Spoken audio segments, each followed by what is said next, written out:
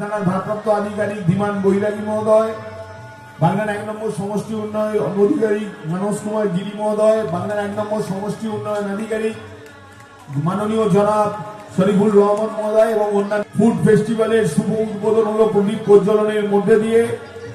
আমরা গত বছর থেকে বাংলার মানুষের দাবি মোতাবেক আমরা এই ফুড ফেস্টিভ্যালের আয়োজন শুরু করি। এবছর আমাদের দ্বিতীয় বছরের ফুড ফেস্টিভ্যাল।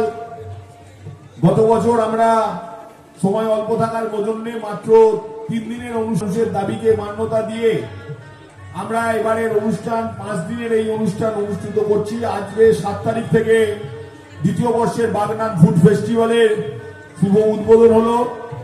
এরপর আগামী 5 দিন 11 তারিখ পর্যন্ত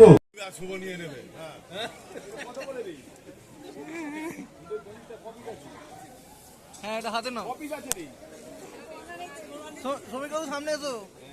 তারপরে নিবি ওটা আমাদের সাবডিভিশন কেউ খাদ্য সেটা সাংবাদিকদের খেতে দিল। হ্যাঁ